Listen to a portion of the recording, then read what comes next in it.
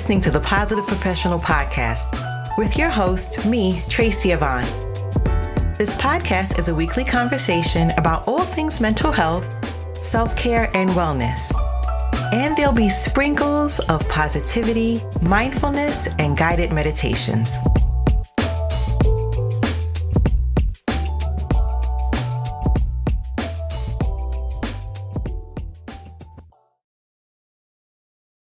Have you heard of Verbal? Verbal is an audio streaming destination for all types of audio creators like myself, and anyone that loves listening to audio. Verbal supports audio creators through their station model and helps listeners connect to meaningful content to listen to. And a few other things that makes Verbal special is the unique creator tools such as snippets and playlists, better discovery, streaming, it's free, and users can start monetizing right away by joining the Ambassador program or with only 1,000 station listens a month. I'm proud to say that I'm a Verbal Ambassador, a chosen thought leader in the category of mental health. And you can learn more as well as check out my podcast station and my curated mental health playlist at www.verbal.com. That's www.verbal.com. Welcome back to Season 3, Episode 16. And today I'm going to be talking about 6 indicators that you may be overthinking things. So have you ever considered that you may be overthinking? And while carefully considering a new idea can be an excellent idea, there comes a time when thinking about something needs to give way to action. And sometimes, though, we stall ourselves by getting so involved in our thoughts, we never act at all. So at what point does serious planning become obsessive overthinking? And there are some questions that you should be asking yourself then. For example, how many times have you gone over this in your mind? Considering a new thought or question a few times is natural. If you're thinking about this constantly over several hours or even days, you're probably getting caught up in your thoughts. And how many times have you gone over that conversation? Overthinkers can't let anything rest. And if you find yourself revisiting past discussions to the point where you have every piece of the dialogue memorized and even analyzed, you are definitely overthinking. Now, where are the shades of gray? People who overthink tend to concentrate on absolutes. Either everything is one way or all another, and there's never any middle ground. And if you can't find the shades of gray, you're overthinking things. How important is what other people think?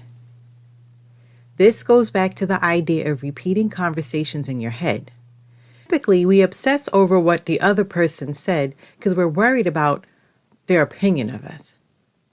If you're concerned about how the world sees you, you're already in trouble.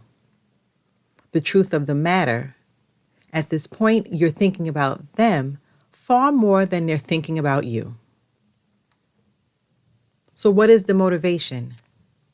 If you're spending a lot of time trying to figure out why people are doing something, you are venturing into very dangerous territory.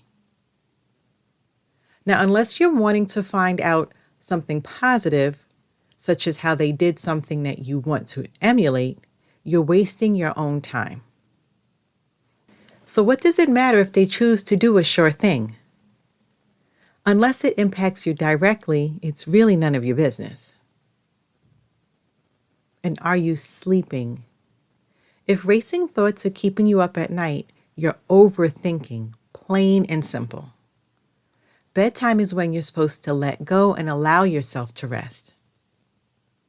Whenever you allow yourself to be caught up in a spiral of worry and anxiety, you're allowing your thoughts to take control of your day.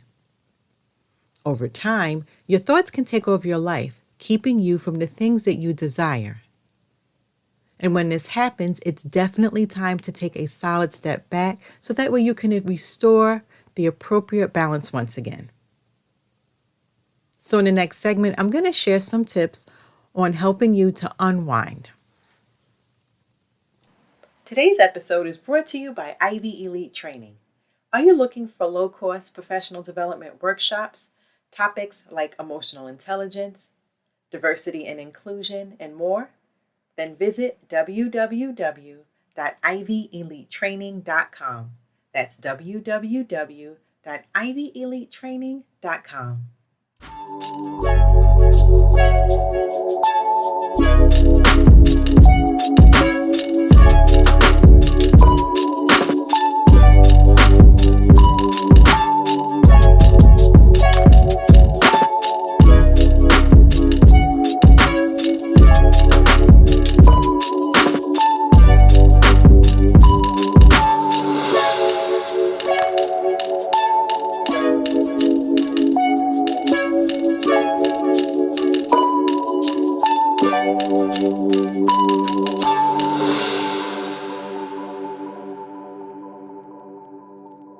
So let's face it, we all go through tough times of intense stress and worry.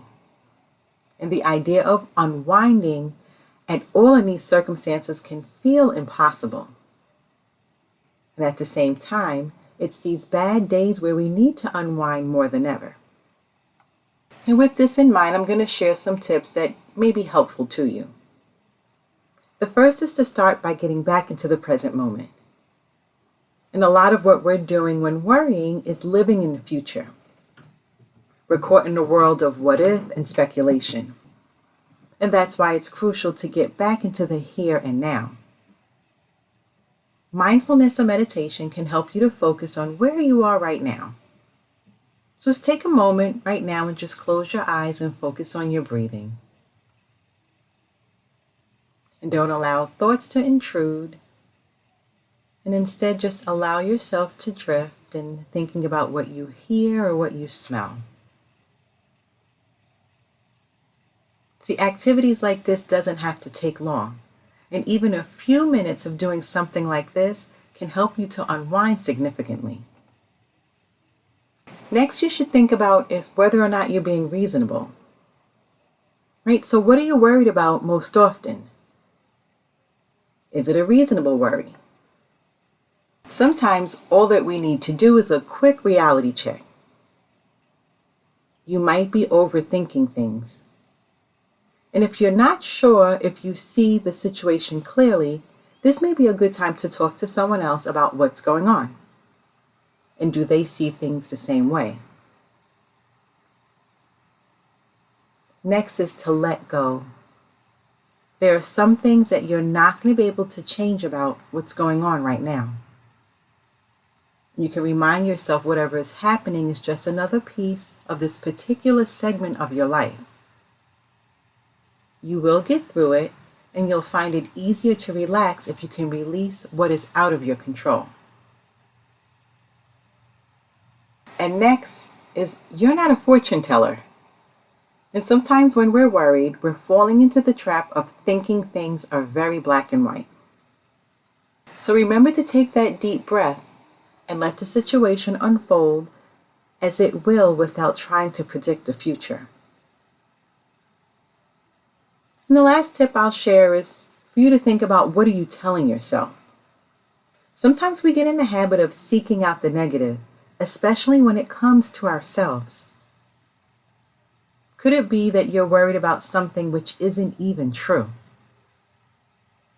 Consider the words you use when you're talking to yourself. If you're using more negative than positive phrasing, start changing the dialogue to more positive statements. It's a lot easier to unwind when you're not beating yourself up all the time.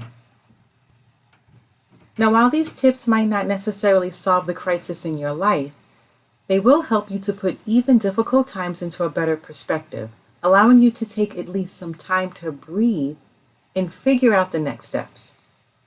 Because you truly got this.